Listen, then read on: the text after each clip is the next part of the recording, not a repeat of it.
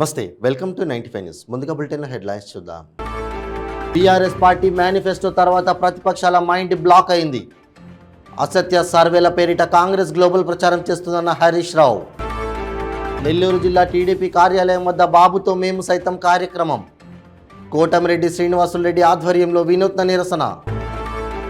Chandrababu Rajahmundry central జైల్లో ఉండటం బాధాకరమన్న వంగలపూడి అనిత. జగన్ రోడ్డుపైకి వస్తే తరిమేందుకు జనం సిద్ధంగా ఉన్నారని వ్యాఖ్య. అంబేద్కర్ స్మృతి వనం పనులను పరిశీలించిన AP special chief secretary Srilakshmi. పనుల ఏర్పాట్లు, విగ్రహ పురోగతిపై సమీక్ష. ఇక ఇప్పుడు బులెటిన్లో డీటెయిల్స్ చూద్దాం. ఈ నెల 15న బీఆర్ఎస్ పార్టీ మేనిఫెస్టో వచ్చిన తర్వాత ప్రతిపక్షాల మైండ్ బ్లాక్ అవుతుందని మంత్రి హరీష్ రావు అన్నారు. సిద్దిపేట జిల్లా హుస్నాబాద్ సబ్ స్టేషన్ పక్కన మైదానంలో ఈ నెల 15న జరగనున్న ముఖ్యమంత్రి కేసీఆర్ బహిరంగ సభా స్థలాన్ని ప్రణాళిక సంఘం ఉపాధ్యక్షుడు వినోద్ కుమార్, ఎమ్మెల్యే సతీష్ కుమార్తో కలిసి మంత్రి హరీష్ రావు పరిశీలించారు. అనంతరం బీఆర్ఎస్ పార్టీ కార్యకర్తల సమావేశంలో పాల్గొని మాట్లాడిన మంత్రి కాంగ్రెస్ పార్టీపై నిప్పులు చెరిగారు. అసత్య సర్వేల పేరిట అధికారంలోకి వస్తామని కాంగ్రెస్ వాళ్ళు గోబల్స్ ప్రచారం చేస్తున్నారని హరీష్ రావు మండిపడ్డారు. కనీసం టికెట్లు కూడా ఇచ్చుకోలేని దయనీయ స్థితిలో కాంగ్రెస్ పార్టీ ఉందని ఎద్దేవా చేశారు. నియోజకవర్గం మళ్ళీ హుస్నాబాదే పెట్టండి అన్నారు. మళ్ళీ కూడా సీఎం గారు ఏంటంటే ఆ హుస్నాబాద్ ఒక లక్ష్మీ నియోజకవర్గం, కలిసి వచ్చిన నియోజకవర్గం, సో మళ్ళీ హుస్నాబాద్ స్టార్ట్ చేస్తామని పెట్టుకున్నారు. రాష్ట్రంలో సార్ రాజకీయాలు మీకు అన్నీ తెలుసు. ఎవరు అవునన్నా కాదన్నా బీఆర్ఎస్ విజయం ఖాయం అయిపోయింది, ఎప్పుడో ఖాయం అయిపోయింది. ఈ కాంగ్రెస్ వాళ్ళది ఎప్పుడు కూడా ఇట్లే ఉంటుంది. అన్ని ఫేక్ సర్వేలు, సోషల్ మీడియాలో అన్ని గోబల్స్ ప్రచారాలు. పోయినసారి కూడా మేము గెలిచినామని మంత్రి పదవులు కూడా పంచుకున్నారు. లాస్ట్కి ఏమైందంటే ఎన్నికల పడదు. ఇప్పుడు కూడా గట్లాంటివి ఉంటాయి. ఎందుకంటే ఇవాళ వాళ్ళ పరిస్థితి మనం చూస్తే కనీసం టికెట్లు కూడా ఇచ్చుకోలేని దయనీయమైన పరిస్థితిలో కాంగ్రెస్ పార్టీ ఉంది. ఇప్పుడు వాళ్ళు వారానికి 4 రోజులు ఢిల్లీలో ఉంటున్నారు. ఢిల్లీలో ఎక్కువ, గల్లీలో తక్కువ. కాంగ్రెస్ లీడర్ల పరిస్థితి ఢిల్లీలో ఎక్కువ, గల్లీలో తక్కువ. మాటలు, మూటలు, ముఠాలు, మంటలు, ఇది కాంగ్రెస్ సంస్కృతి. మాటలు ఎక్కువ, చేతలు తక్కువ.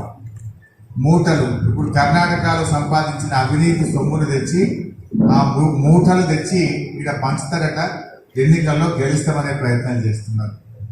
ఇక మంటలు, మతం మంటలు, గ్రూప్ సంస్కృతులు. చంద్రబాబు అరెస్టుని తీవ్రంగా ఖండిస్తూ టీడీపీ రాష్ట్ర ప్రధాన కార్యదర్శి కోటమిరెడ్డి శ్రీనివాసులరెడ్డి ఆధ్వర్యంలో నెల్లూరు జిల్లా టీడీపీ కార్యాలయం వద్ద బాబుతో మేము సైతం దీక్షలు కొనసాగుతున్నాయి. ఈ దీక్షలో పెద్ద సంఖ్యలో టీడీపీ నాయకులు, కార్యకర్తలు, మహిళా నాయకురాలు స్వచ్ఛందంగా ప్రజలు పాల్గొని బాబుతో నేనంటూ మద్దతు తెలిపారు. ఇందులో భాగంగా కోటమిరెడ్డి ఆధ్వర్యంలో వినూత్న నిరసన చేపట్టారు.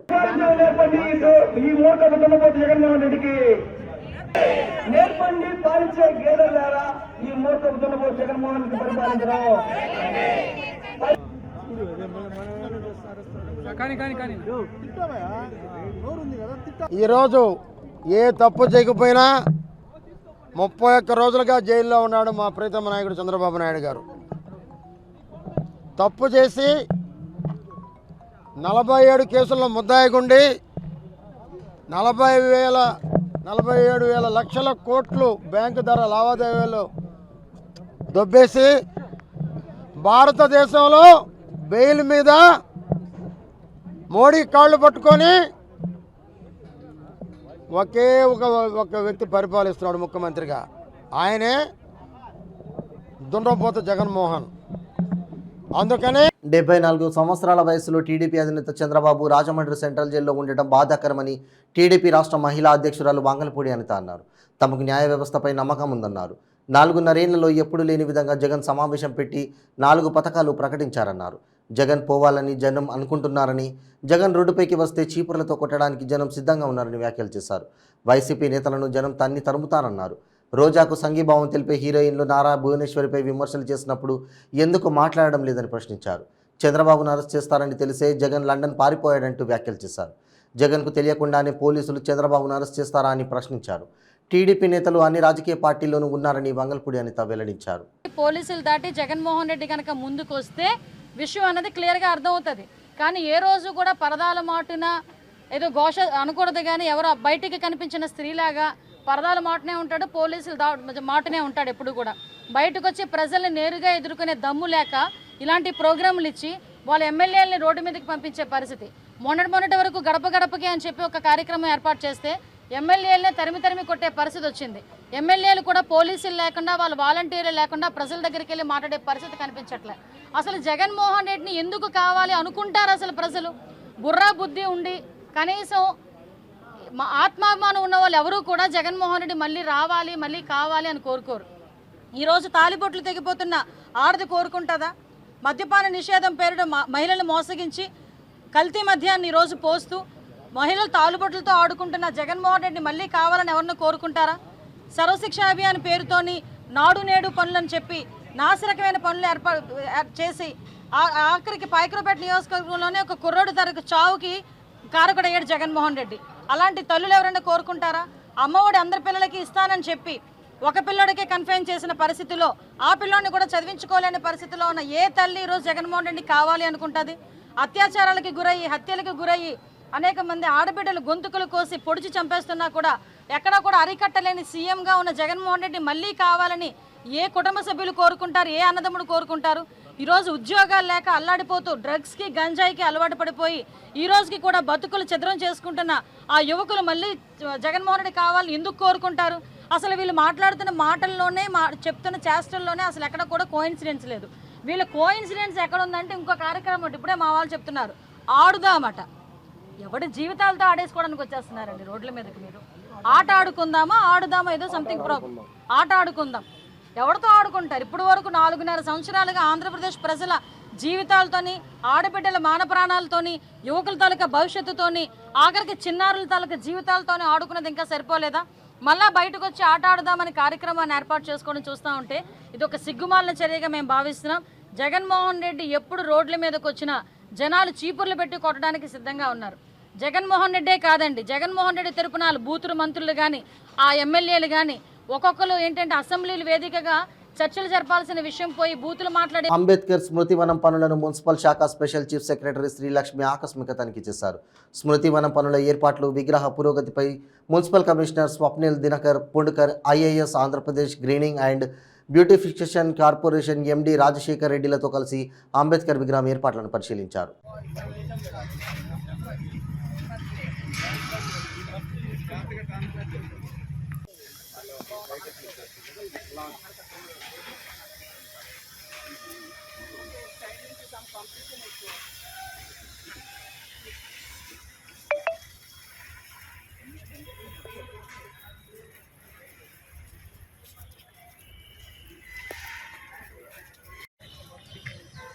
जावेद भाई आउट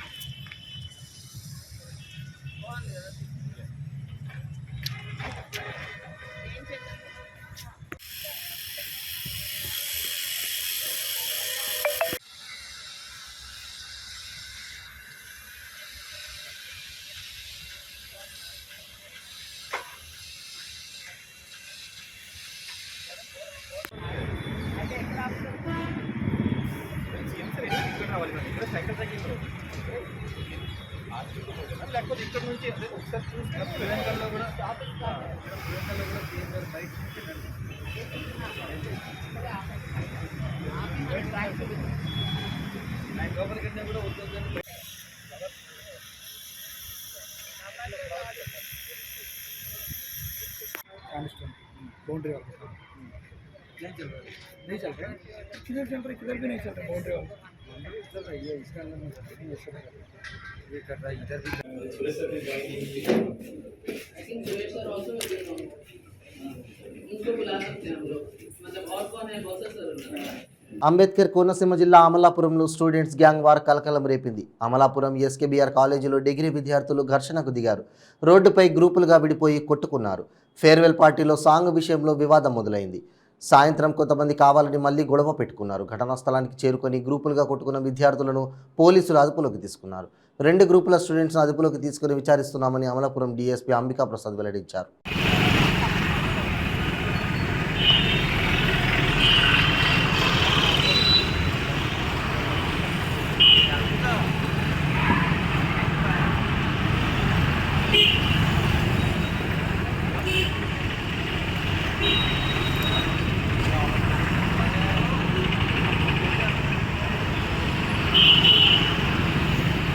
జయశంకర్ భూపాలపల్లి జిల్లా కేంద్రంలోని మున్సిపల్ కార్యాలయం ముందు మహిళలు బైఠాయించి నిరసన వ్యక్తం చేశారు. భాస్కర్ గడ్డ వద్ద నిర్మించిన 416 డబుల్ బెడ్రూమ్ల లబ్ధిదారుల ఎంపికలు అవకతవకలు జరిగాయంటూ ఆందోళనకు దిగారు. వెంటనే పూర్తి స్థాయిలో విచారణ చేపట్టి అర్హులైన లబ్ధిదారులను ఎంపిక చేయాలని డిమాండ్ చేశారు.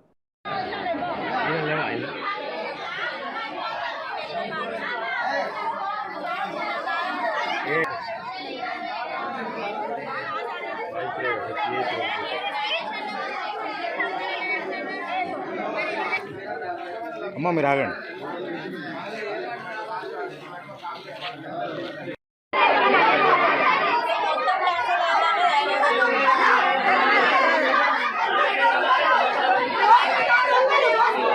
సమాజంలో పెరుగుతున్న నేరాలకు అనుగుణంగా జాగిలాలకు శిక్షణ ఇవ్వడం సంతోషకరమని రాష్ట్ర హోం విపత్తుల నిర్వహణ శాఖ మంత్రి తానేటి వనిత పేర్కొన్నారు.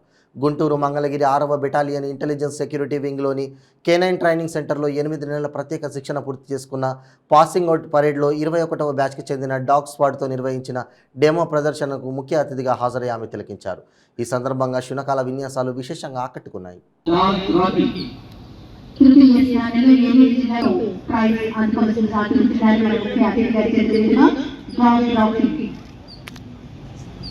ఎక్స్ప్లోసివ్ విభాగంలో థర్డ్ ప్రైజ్ అందుకుంటున్నారు నెల్లూరు జిల్లా చెందిన శ్రీదే రాఘవేంద్ర డాగ్ రాకీతో.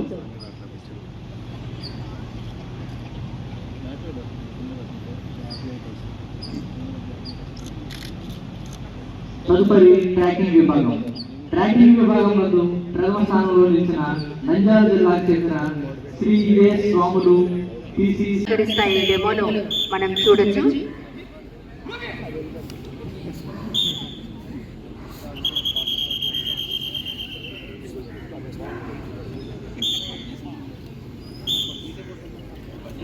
పడుకున్నాడు, డాగు పడుకున్నాడు.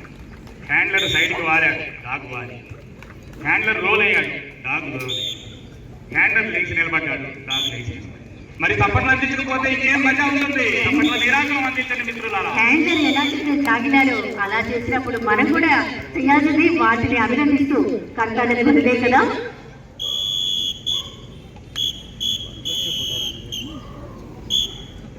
తదుపరి డెమోతో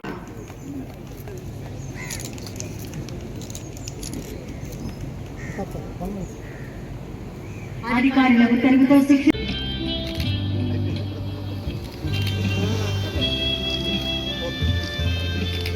మాజీ మంత్రి గుడివాడ గురునాథరావు 68వ జన్మదిన వేడుకలు విశాఖలో ఘనంగా జరిగాయి.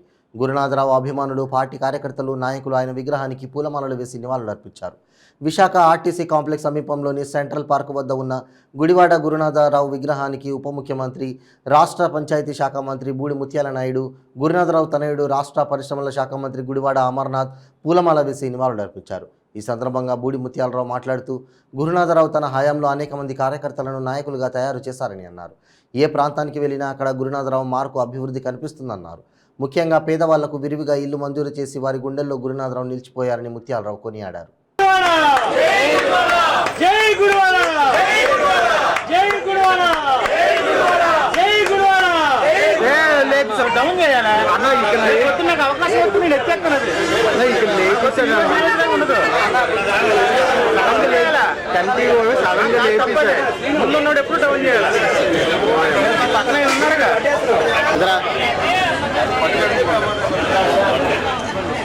ఈరోజు 68వ సంవత్సర జన్మదినాన్ని పురస్కరించుకొని ఇక్కడ ఉన్నటువంటి ప్రజాప్రతినిధులు, గుడివాడ కుటుంబ అభిమానులు అందరూ కూడా ఇక్కడికి వచ్చి గురునాథరావు గారి తాలూకా 68వ జన్మదిన సందర్భంగా ఒక మంచి కార్యక్రమాన్ని మా కుటుంబ సభ్యులు ఏర్పాటు చేయడం, ఆ కార్యక్రమంలో మేమందరం కూడా పాల్గొని ఆ మహానేతకి నివాళులు అర్పించడం, జన్మదినాన్ని మరి ఎప్పుడు కూడా భగవంతుడు ఆ కుటుంబానికి తనకి ఎప్పుడు కూడా అండగా ఉండాలనేటువంటిది మా తాలూకు ఆలోచన. ఈ ప్రాంతంలోనే రాజకీయంగా అనేక మందిని తయారు చేసి ఈరోజు నేను సైతం ఈరోజు ఈ స్థాయిలో ఉన్నానంటే రాజకీయంగా గురునాథరావు గారి దగ్గర మరి మేము శిష్యర్కం చేసి ప్రజల్లో మంచి పేరు ప్రఖ్యాతులు సంపాదించుకునే విధంగా తను ఉండేటప్పుడు ఎప్పుడు కూడా 4 మంచి మాటలు చెప్పి ఏ ప్రాంతానికి వచ్చినా, జిల్లాలో ఏ మారుమూల ప్రాంతానికి వచ్చినా తనకంటూ ఒక ప్రాధాన్యతని సంతరించుకునే విధంగా, కార్యకర్తలు లేని దగ్గర కూడా తన మాటలతో కార్యకర్తలు పుట్టించే విధంగా, ప్రతి చిన్న కార్యకర్తకు కూడా అండగా ఉండి తన మాటలతో నేనున్నాను మీకు ఎందుకు అని చెప్పి మీరు ముందుకు నడవండి అని చెప్పి ఒక మంచి భరోసాను కల్పించడం, నిజంగా అటువంటి నాయకత్వం ఈరోజు మాకెక్కడ కూడా కల్పించట్లా. గుడివాడ గురునాథరావు గారి 68వ జయంతి సందర్భంగా ప్రతి సంవత్సరం ఏ రకంగా ఆయన తాలూకా జయంతి ఉత్సవాలు జిల్లా వ్యాప్తంగా జరుపుకుంటాము. ముఖ్యంగా ఆ రోజు పెద్దలు రాజశేఖర రెడ్డి గారి హయాంలో విశాఖపట్నం నగరంలో ఒక ప్రధానమైనటువంటి కూడల్లో ఆయన విగ్రహాన్ని కూడా ఏర్పాటు చేయాలనేటువంటి ఉద్దేశంతో 2008వ సంవత్సరంలో ఏర్పాటు చేసినటువంటి ఈ విగ్రహానికి ప్రాంతంలో ఉన్నటువంటి నాయకత్వం అంతా కూడా వచ్చి నివాళులు అర్పించేటువంటి కార్యక్రమం. ముఖ్యంగా నాన్నకి అత్యంత సాన్నిహిత్యంగా ఉండేటువంటి పెద్దలు రాష్ట్ర ఉప ముఖ్యమంత్రి వర్యులు ముత్యాల నాయుడు గారు కానీ, లేదా వేదిక మీద ఉన్నటువంటి గౌరవ శాసనసభ్యులు కానీ, పార్లమెంట్ సభ్యులు కానీ, మేయర్ గారు కానీ అందరూ కూడా వచ్చి ఆయనకి ఘనమైనటువంటి నివాళులు అర్పించినటువంటి సందర్భంలో నా తరపున, కుటుంబం తరపున, అందరి తరపున కూడా హృదయపూర్వకంగా వారికి కృతజ్ఞతలు తెలియజేసుకుంటూ, గుడివాడ గురునాథరావు గారి నాయకత్వం గురించి, ఆయన మంత్రిగా, శాసనసభ్యుడిగా, పార్లమెంట్ సభ్యుడిగా ఇటు విశాఖపట్నంలో ప్రధానంగా ఉన్నటువంటి పెందుర్తి నియోజకవర్గం కానీ, లేదా అనకాపల్లి పార్లమెంట్ నియోజకవర్గం పరిధిలో కానీ ఆయన చేసినటువంటి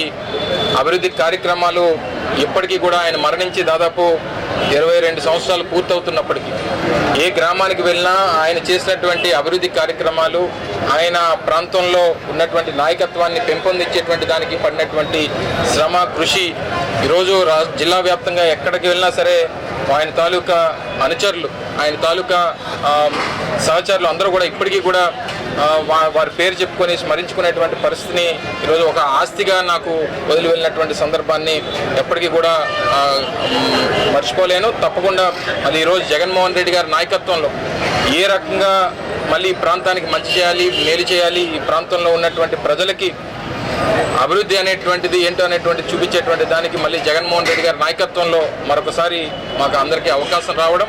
నెల్లూరు జిల్లా బుచ్చిరెడ్డిపాలెం పట్టణంలోని భగత్ సింగ్ కాలనీలో సెల్ పోస్ట్ టవర్ మాకు వద్దు అంటూ స్థానికులు ఆందోళనకు దిగారు. అదే కాలనీలో నివాసం ఉంటున్న ఓ కానిస్టేబుల్ ఇంటిపై జియో టవర్ను ఏర్పాటు చేస్తున్నారు.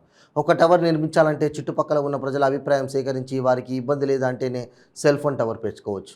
కానీ చుట్టుపక్కల వారిని ఎవరిని సంప్రదించకుండా ఇదివరకు ఉన్న కమిషనర్ శ్రీనివాసులు ముడుపులు తీసుకొని వారికి పర్మిషన్ ఇవ్వడం జరిగింది.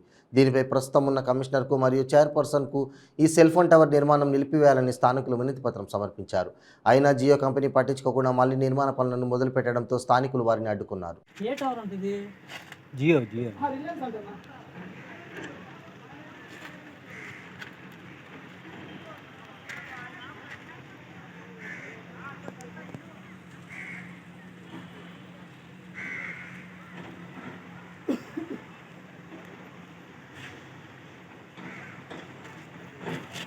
అయ్యా మేము ఇక్కడ పేదవాళ్ళు, మేము ఇక్కడ ఉండేవాళ్ళు టవర్ పెడుతుండారయ్యా మా కట్ట మీద.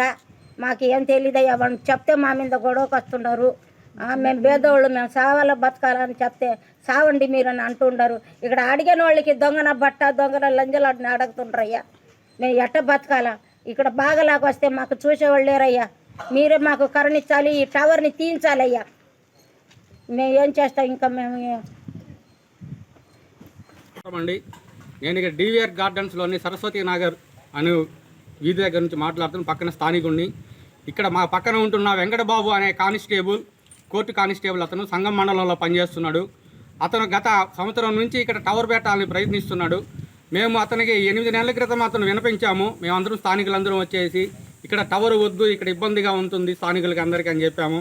ఆయన అప్పుడు సరేనని చెప్పి అప్పుడుతో గమ్మైపోయాడు. మళ్ళీ ఇప్పుడు 4 రోజుల నుంచి మళ్ళీ పని మొదలుపెట్టి టవర్ అనేది ఏర్పాటు చేస్తున్నారు. మేము మళ్ళీ వచ్చి చెప్తున్నా కానీ అతను వినడం లేదు. అతను రాత్రిళ్ళు వచ్చేసి 10 గంటలప్పుడు 11 గంటలప్పుడు వచ్చేసి వాళ్ళు భార్యాభర్త వచ్చేసి మా ఇళ్ళ మీద తగులు వస్తున్నారు. ఇక్కడ స్థానిక అధికారులకు, కమిషనర్ గారికి, ఇటు మన పోలీస్ స్టేషన్ వాళ్ళ వారికి అందరికీ వినిపిస్తున్నాను. మాకు ఈ టవర్ ఆపే ప్రయత్నం చేసి మాతో సహకరించాల్సిందిగా కోరుతున్నాను. ఈ టవర్ ఎట్లయినా ఆపి మాకు సహకరించి మమ్మల్ని ఆదుకోవాల్సిందిగా ప్రయత్నిస్తున్నాను. ఇక్కడ ఈ టవర్ సమీపంలో 3 స్కూల్స్ ఉన్నాయండి. ఒకటి రెయిన్బో స్కూలు, ఒకటి నారాయణ స్కూలు, ఒకటి గ్లోబల్ స్కూలు. ఇటు స్కూల్ విద్యార్థులకి, స్కూల్ పిల్లలకి కూడా ఇబ్బందికరంగా ఉంటుంది. దయచేసి ఈ వార్డుకు సంబంధించిన కౌన్సిలర్ కానీ, మేయర్ కానీ, కమిషనర్ కానీ, అధికారులు కానీ, ఇటు పోలీస్ స్టేషన్ వారు కానీ అందరూ మాకు సహకరించి మాతోటి నడిచి రావాల్సిందిగా, మాకు సహాయం అందించవలసిందిగా కోరుతున్నానండి.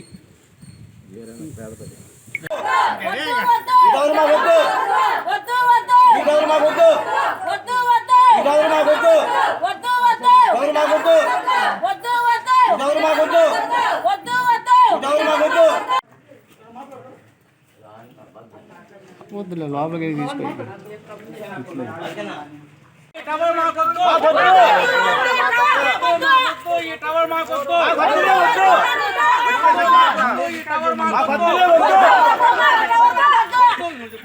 చచ్చిపోతావు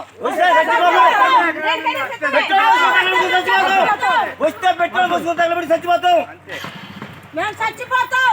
మమ్మల్ని సామంటున్నారు. మాకు వద్దు, ఈ టవర్ మాకు వద్దు. మేము పెట్టివు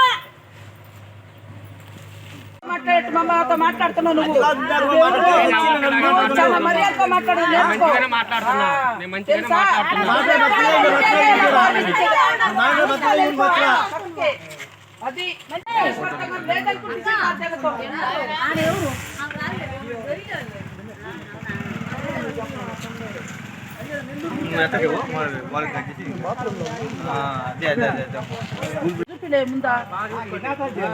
నువ్వు చూసి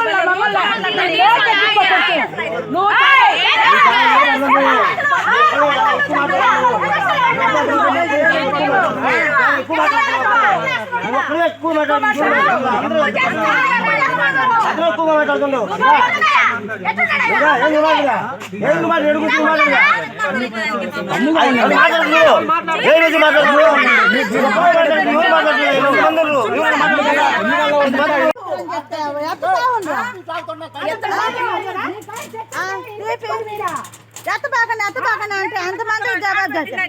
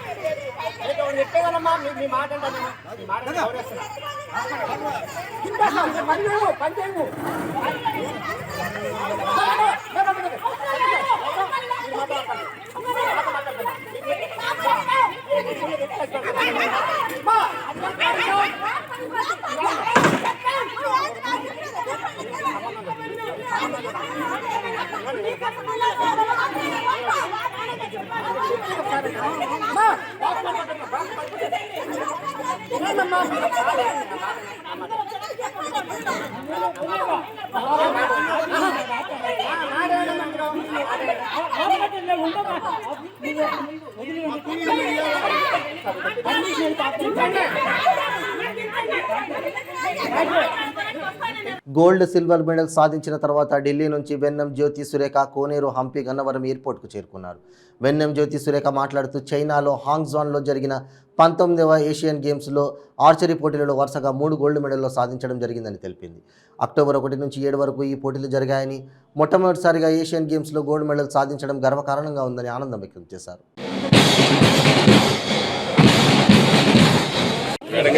మీరు కూడా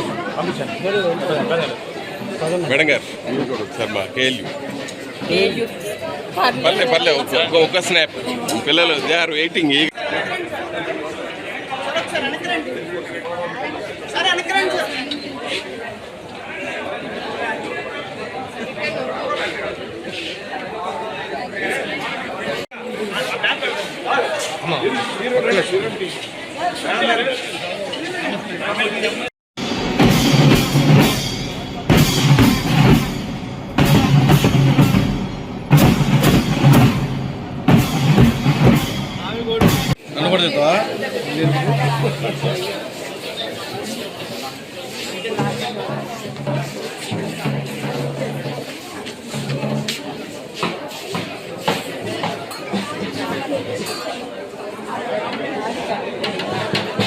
బులెటిన్ ముగించే ముందు హెడ్లైన్స్ మరోసారి. టీఆర్ఎస్ పార్టీ మేనిఫెస్టో తర్వాత ప్రతిపక్షాల మైండ్ బ్లాక్ అయింది. అసత్య సర్వేల పేరిట కాంగ్రెస్ గ్లోబల్ ప్రచారం చేస్తుందన్న హరీష్ రావు. నెల్లూరు జిల్లా టీడీపీ కార్యాలయం వద్ద బాబుతో మేము సైతం కార్యక్రమం. కోటమిరెడ్డి శ్రీనివాసులరెడ్డి ఆధ్వర్యంలో వినూత్న నిరసన. చంద్రబాబు రాజమండ్రి సెంట్రల్ జైల్లో ఉండటం బాధాకరమన్న వంగలపూడి అనిత. జగన్ రోడ్డుపైకి వస్తే తరిమేందుకు జనం సిద్ధంగా ఉన్నారని వ్యాఖ్య.